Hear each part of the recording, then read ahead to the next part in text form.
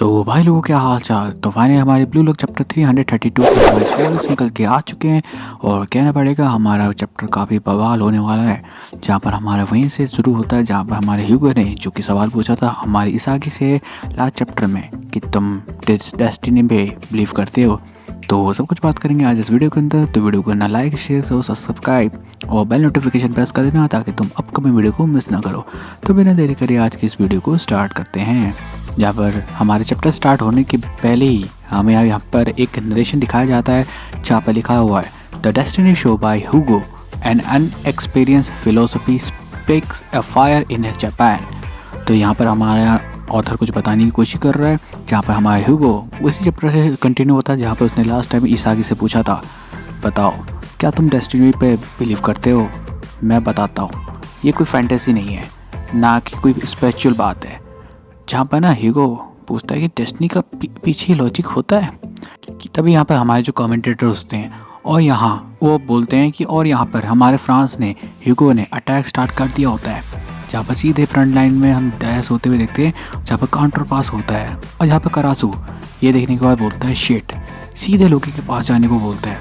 जहाँ पर निको बोलता है कि इधर मिस्टर प्रोडिजी और यहीं पर ही हमारा निको बोलता है जब इसागी को उनका बॉल स्टील हो जाता है ना सबसे डेंजरस चीज़ यही होती है। जहाँ पर ये लोग समझ चुके हैं कि इसागी के थ्रू अगर उसके हाथों से मतलब उसके पैरों से अगर बॉल छीन ले जाए तो सबसे डेंजरस सिचुएशन है ये। जहाँ पर लोकी देखने के बाद बोलता है ऊप्स और यहाँ पर इसागी देखने के बोलता है नाइस निको। तो यहाँ ना पीछे पीछे हमारा निको भी उसको काउंटर करने के लिए चले जाता है। जहाँ पर ह्यूगो ये देखने के बाद बोलता है हाँ बुरा नहीं था। जहाँ पर हमारे निको ने बॉल हमारे ह्यूगो के पास से ले ली है यहीं पर ही जो हमारा निको है वो बोलता है क्लियर इट। जब इसागी को उनका शूट एक तरीके से ब्लॉक हो जाता है और काउंटर होता है तब ब्लू लॉक अपने अटैकिंग पैटर्न चेंज करने लगता है। अगर हमारा कैलकुलेट टीम प्लान रेडी हो चुका है तो फिर अनप्रेडिक्टेबल इंडिविजुअल स्किल्स को एक तरीके से जहरीला वेपन बना दो। यहाँ पर ये मेजर्स की बात कर रहा होता है कि अगर इसागी नहीं कर पाया तो हमें अनप्रेडिक्टेबल मूव करना पड़ेगा जो कि एक तरीके का डेडली वेपन है। तभी निको बोलता है उनके डिफेंस में होल्ड करो मिस्टर हॉर्नेट। जहाँ पे ना बाचिरा आई करके हुए आता है लेकिन तभी हमारा अपोनेंट टीम का जो कैंपस है वो बोलते हुए आता है आ रहा है नंबर 8 थोड़ा अनएक्सपेक्टेशन रखे।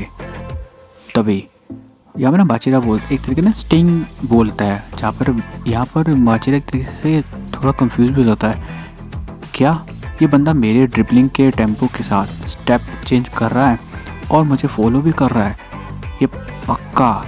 जहाँ पर बाचिरा काफ़ी शौक है कैंपस के मूव को देखने के बाद और वो विश्वास नहीं कर पा रहे कि उसके साथ ही साथ उसको फॉलो भी करते हुए उसके ड्रिबलिंग टेम्पो के साथ वो स्टेप भी चेंज कर पा रहा है।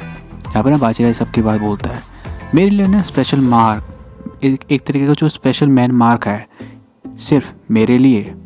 जहाँ पर कैमस जो बोलता है मैं इसके लिए तैयार कर रहा हूँ। जहाँ पर ना आपस में कैमस और बाचिरा की आपस में भिड़ंत हो चुकी है जहाँ पर बाचिरा बोलता है कितना इरिटेटिंग है तू। ठीक है फिर स्विच एक तरीके से ना स्विच कर लेता है अपने आप को चिगरी से और एक तरीके से पास कर लेता है। जहाँ पर चिगरी समझ जाता है ये देखने का और बोलते हैं ओके चलो अब मैं अपनी स्पीड के ब्रेक थ्रू करूँगा। यहाँ पर ना अपोनेंट टीम के लाइडन जो कि एक प्लेयर है वो समझ जाता है उसके मूव को और वो बोलता है अच्छा इतना आसानी से नहीं इम्पॉसिबल है। जहाँ पर अब चिगरी और लाइडन की आपस में शुरू हो जाती है। जब चिगरी बोलता है क्या ये बंदा भी इतना फास्ट है मतलब उनके हर प्लेयर के अकॉर्डिंग उनके पास हर एक बंदे का पास एबिलिटी है जो उनको काउंटर कर सके। जहाँ पर ना यहाँ पर चिगरी भी काफ़ी शौक हो चुका है। जहाँ पर लाइडन बोलता है थोड़ा साथ चलूँ क्या, एक तरीके से उसको टोंट मार रहा होता है। लेकिन तभी हमारा इसागी चिल्लाता है चिगरी के सोलो स्पीड अटैक को बिना स्पीड और मैन मार्क से रोक दिया। रुको बाचिरा का मूव और मेरे लिए जो रीड था ब्लू लॉक का बैकअप प्लान भी। फ्रांस एक स्टेप आगे सोच रहा है पूरे लॉजिक के साथ। जहाँ पर इसागी पूरी तरीके से समझ चुका है कि उसके हर प्लेयर के अकॉर्डिंग उनके पास हर चीज़ का बेटर एडवांटेज है और वन स्टेप हमेशा से आगे है। जहाँ पर इसागी काफ़ी समझ चुका है इस चीज़ को और यहाँ पे इसागी बोलते हैं हम जो भी करें रहे हैं ना एक तरीके से हमेशा एक स्टेप पीछे रह रहे हैं। हम जो भी करें एक स्टेप लेट हैं हम। तो वो रियलाइज़ कर लेता है कि हम अभी भी ना एक स्टेप पीछे ही हैं चाहे हम कुछ भी कर ले। तभी हमारा यह ह्यूगो एक तरीके का लाइफ, अब तो मान सकते मोरल दे रहा होता है कि हर इंडिविजुअल के लिए ना एक सही तरीका होता है जीने का। घोड़ा तेज़ दौड़ सकता है और बर्ड आसमान में उड़ सकती है।